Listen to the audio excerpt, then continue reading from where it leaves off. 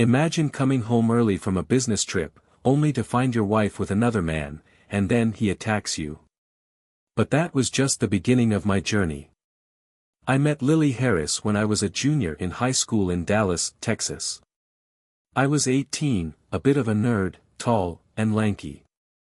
She was 16, and had just transferred to our district as a sophomore. Lily wasn't the typical beauty by model or cheerleader standards. She had a few extra pounds, some acne, and wore glasses. But there was something about her that I couldn't quite explain. Her smile was as wide as the Texas sky, lighting up any room she walked into. Behind her glasses were these deep green-blue eyes that could either melt you or spark something electric. Her auburn hair and fair skin gave her a look that reminded you of an old-fashioned Irish beauty, and her voice was soft and warm. She was friendly, easy to talk to, and seemed genuinely interested in people. The first time I saw her was when my math teacher asked me to be an algebra tutor for students who were struggling or wanted extra help. Lily was one of 6 students who signed up. We met after school 3 afternoons a week, and I was given class credit along with a small hourly wage, though I would have done it for free since I enjoyed helping out and challenging my own mind. I had access to our family's old van, so even though the school buses didn't run after sessions, I drove everyone home. Lily's place was only a few blocks from mine, so she was always the last to be dropped off. We had some great conversations during those drives, and something about her really pulled me in, though it took me about half a semester to realize I wanted to know her beyond those tutoring sessions. Lily wasn't the most open person, so I had to work at getting to know her better. I found out she wasn't allowed to date until she turned 17, and boys weren't allowed in her home until she reached that age. She admitted that she was nervous about introducing me to her family because her dad was strict. Eventually, I convinced her to let me meet them.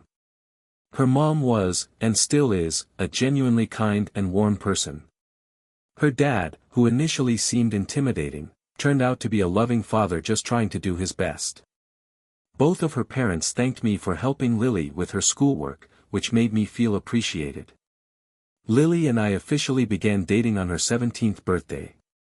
Before that, we had gone on group outings and attended school functions together, but because of her family's rules, we were never alone. By then, all our friends and most of the school already saw us as a couple. For her birthday, I bought her a small locket, and we went to the Landmark Grill, one of the nicest restaurants in town. She told me she had a wonderful time and hoped we could start going out on dates, just the 2 of us. A few weeks later, I took her to my junior prom, and she was, without a doubt, the most beautiful and youngest girl there. We dated all through my senior year and often talked about what would happen after graduation. I had plans to attend University of Texas at Austin, while Lily still had a year of high school to finish. She told me that since I'd be far away, she didn't think we should be exclusive. Her reasoning was that if we were meant to be together, life would bring us back to each other. I wasn't thrilled with the idea, as I had thought we'd stay together. But, in the end, it didn't matter because my family couldn't afford the remaining college expenses not covered by my scholarships. To make up the difference and avoid massive debt, I decided to join the Army after graduation. Fortunately, the university allowed me to defer my scholarships for up to 6 years while I served. Lily and I had a final day together on the 4th of July, right before I left for basic training. It was a bittersweet farewell. I arrived at Fort Benning, Georgia, for processing and orientation, and then was sent to Fort Hood, Texas. To my surprise, I enjoyed the structure and challenge of military life and was even promoted early. I wrote home at least 3 times a week, and Lily and I kept up regular letters. About 5 weeks into training, however, I received a dreaded "Dear John" letter from her. She wrote, "Dear Jake, I want you to know that you'll always be my closest and dearest friend, but I've realized I have feelings for someone else. That's why I didn't want us to be exclusive while you were away. Dylan Parker is a new student, and he asked me to see a movie. Since I was lonely, I said yes. We realized we had a strong connection and decided to become exclusive. I know this is painful, but I think we shouldn't communicate further. If we see each other when you're home on leave, we may say hello, but I'd ask you not to rekindle our past feelings. You've made me who I am today, and I'll always be grateful for our time together. Lily. That letter was devastating. I was heartbroken and confused, but I knew I needed to stay calm and not respond in anger. I decided to hold off on writing back. When I went home on leave after basic training, I told my family about the letter. I saw Lily around town but never spoke to her. Once or twice, I noticed her start to approach me, but every time, I just turned away. After serving over 2 years of my 3-year enlistment, I got injured in a training accident. Once I completed rehab and met the Army's requirements, they granted me a medical discharge. The accident happened when a drunk officer on base crashed into the truck I was in, flipping it and crushing my left leg below the knee. The officer didn't survive, but I was fortunate that the bone above my knee remained intact.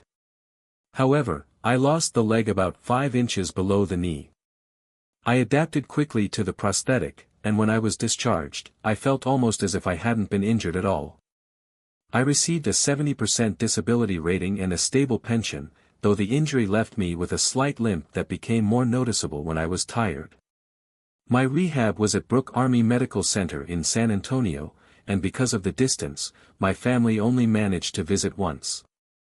It was a 1,300-mile round trip from Dallas, and air travel wasn't cheap, but the Red Cross arranged their tickets for that visit.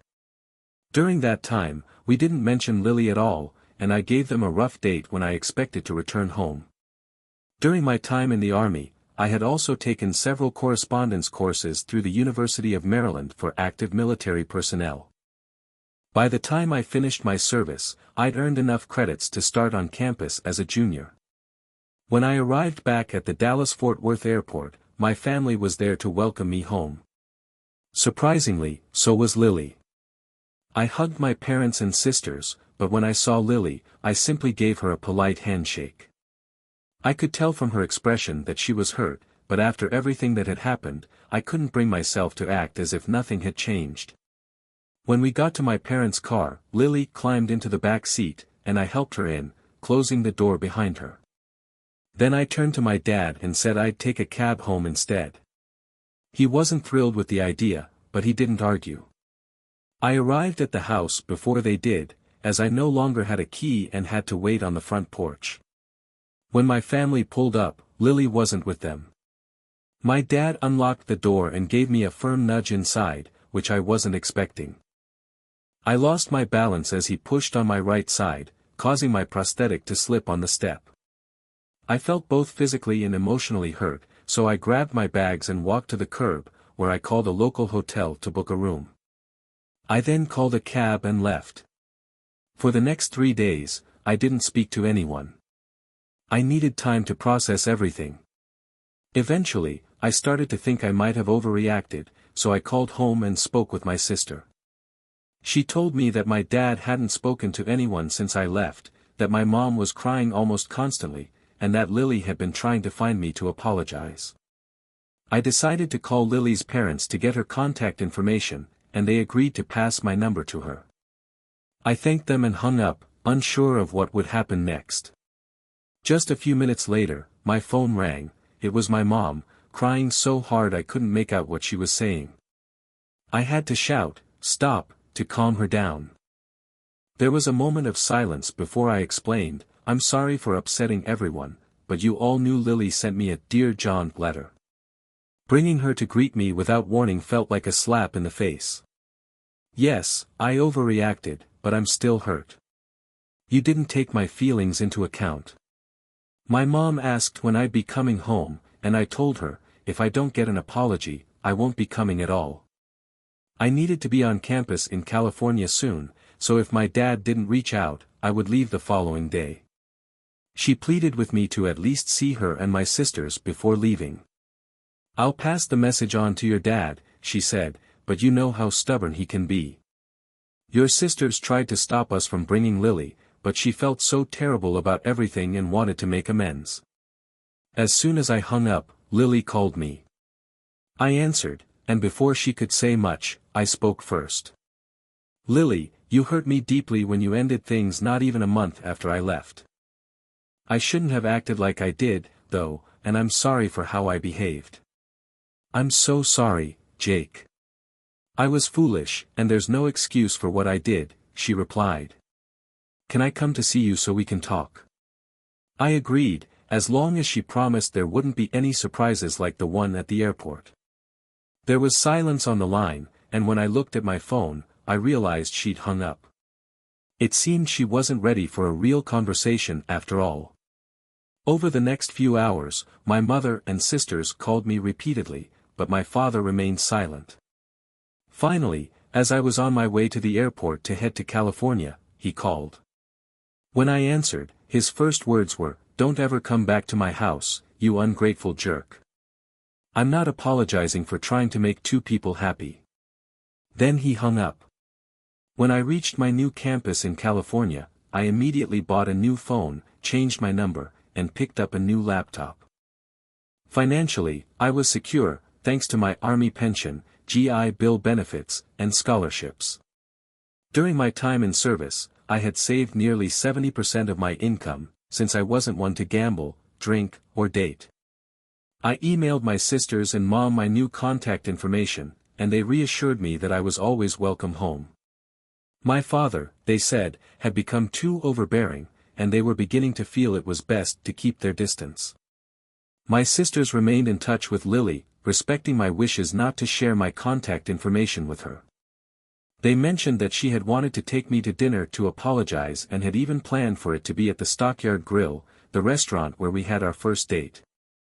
However, she was still hurt by my comment about being ambushed at the airport.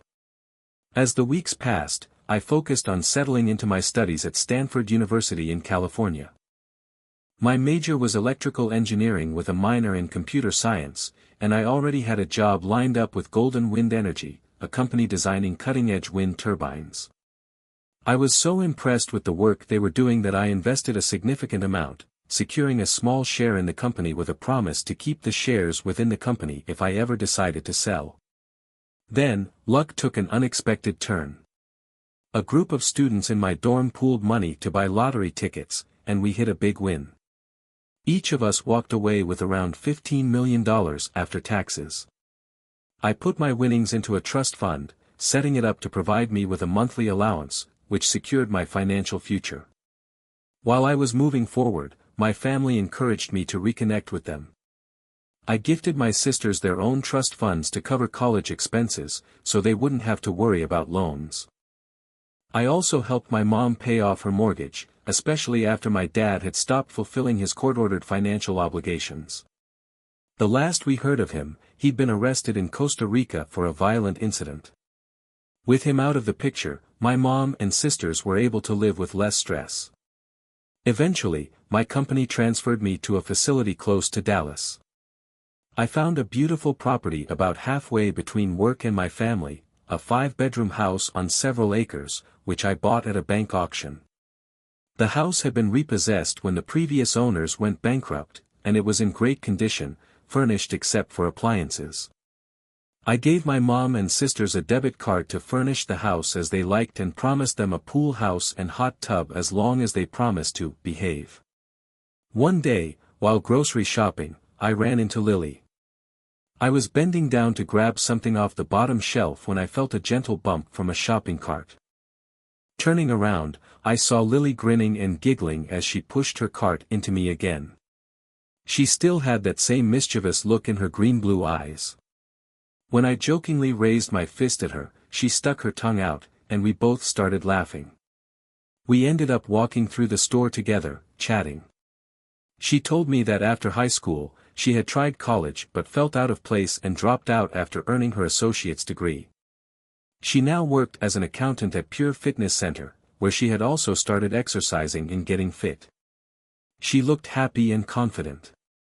Feeling spontaneous, I asked if she'd like to join my family for dinner that night. Her eyes filled with tears when I called my mom, asking if I could bring a guest. My mom, not knowing who it was, gave her approval with a playful tone. When we arrived at the house, Lily hid behind me as we walked in. My mom asked where my guest was, and Lily jumped out, surprising everyone. There were squeals, hugs, and laughter as my sisters came rushing out of their rooms to join the welcome. After dinner, I offered to drive Lily back to her parents' house. During the ride, I apologized for how I had treated her at the airport and asked if we could talk sometime to clear the air. I was ready to move forward, and she seemed genuinely remorseful for what had happened years ago. Lily confided that her relationship with Dylan had been brief and painful. He had quickly turned controlling and even forbade her from visiting an aunt during a family emergency. When she went anyway, he showed up at her house, causing a scene in front of her parents. Her dad had thrown him out, and that was the end of it. She shared that dating hadn't been easy for her afterward. In college, she hadn't been part of the popular crowd, and with far more girls than guys, she rarely got asked out. She admitted that she had stayed single for most of the time, focusing on herself instead. I told her that I had barely dated in the army and that college rejections had put me off dating completely. After talking, I asked if we could go on a second first date, and she laughed, insisting that dinner tonight was our second first date, so we'd have to plan a third. Over the next few months, we started going out regularly, and I found that my feelings for her were stronger than ever. On Valentine's Day, I proposed and gave her a ring, asking her to keep it a surprise until I could speak with her parents. We visited her parents together, and they asked the usual questions about how I planned to support her. I joked that she'd be supporting me, and Lily playfully punched me, calling it future spouse abuse. We all laughed, and her parents gave their blessing. At the advice of some close friends, I arranged a prenuptial agreement to protect my assets, and as it turned out, Lily's dad had suggested the same for her. Her aunt had left her a small trust, so we crafted an agreement to protect both of our futures. On our wedding day, Lily looked radiant as a bride. My sisters were her bridesmaids, and two of my army buddies were my best men. We honeymooned at the Evergreen Lodge near Yosemite, exploring the mountain trails, rivers, and beautiful West Coast scenery. Afterward, we returned home, ready to start our new life together. About a year into our marriage, Lily started mentioning a new fitness trainer at her gym. At first, her comments seemed harmless, just casual mentions here and there. But as time went on, she seemed almost too enthusiastic about him, and her tone shifted when she talked to me. She started making snide comments about my fitness level and began to brush off any intimacy, claiming she was too tired or not in the mood. At first, I tried to ignore it, hoping it was a passing phase. Eventually, though, her behavior became more cutting and hurtful, and the constant criticism about things like my job, looks, and even the way I dressed made it hard to ignore. The final straw came one night when she snapped, calling me a loser who couldn't even keep up with a real job. It was the last thing I expected, and it hurt more than I could admit. That night, I moved into the guest room. I don't know if she even noticed or cared, but I knew I needed some space. I confided in a close friend from work, and he suggested that I take a short trip to clear my head. I took his advice and arranged a 3-day work trip to Las Vegas for an industry expo. The trip was scheduled for Monday through Thursday, so I left on Sunday morning. I told Lily that I needed her to seriously think about our marriage while I was gone because I wasn't going to tolerate her disrespect any longer. She looked annoyed but didn't argue. The expo itself was disappointing, and I spent most of the time thinking about my marriage instead of focusing on work. I ended up changing my return flight to come home on Tuesday evening instead of Thursday. After a couple of delays, I finally landed back in Dallas around 9 p.m., mentally preparing myself for whatever conversation was waiting for me at home. When I pulled into our driveway, I saw a car parked there that I didn't recognize at first. It was a flashy, sporty model, not something either of our families would own. A bad feeling came over me as I realized where I'd seen it before. It belonged to Travis Stone, the fitness trainer Lily had been mentioning. I parked my car on the lawn and took a deep breath, realizing that I needed to know the truth. I grabbed my camera from my luggage, walked up to the strange car, and snapped a few photos, just in case. I quietly entered the house and followed the faint sounds coming from our guest bedroom. When I opened the door, there they were, Lily and Travis, fully entangled in each other, completely unaware of my presence. I took several photos before backing out silently. Then I went to the kitchen, set the alarm, and left, locking all the doors behind me. I waited outside for about 10 minutes, thinking they'd come out, but they didn't. Finally, I re-entered the house, setting off the alarm as I opened the kitchen door. When the alarm went off, Travis came running out, completely naked and holding a knife. He must have grabbed it with his clothes, though I have no idea why. Without a word, he charged at me. I backed up, but my prosthetic leg caught on the step, and I fell. Travis stabbed me in the side and then struck me in the face with the handle of the knife. Lily must have realized who he was attacking because she screamed for him to stop, yelling, "That's my husband." Just then, the police arrived, finding me bleeding on the driveway and Travis pinned down. They called an ambulance, and I was rushed to the hospital for treatment. Over the next few weeks, I underwent multiple surgeries to repair my face, but I was left with two prominent scars, one stretching from my left eye to my hairline and another running from the corner of my mouth down to my collarbone. The police report documented everything in detail, so I never had to use the photos I'd taken. Travis received a 10 to 20-year sentence for attempted murder, carrying a concealed weapon, and assault with a deadly weapon. Lily was fired from her job at the fitness center for violating their non-fraternization policy, and her family disowned her. She left town, and I never heard from her again. After about a year of recovery, including multiple plastic surgeries, I decided to stop trying to hide the scars.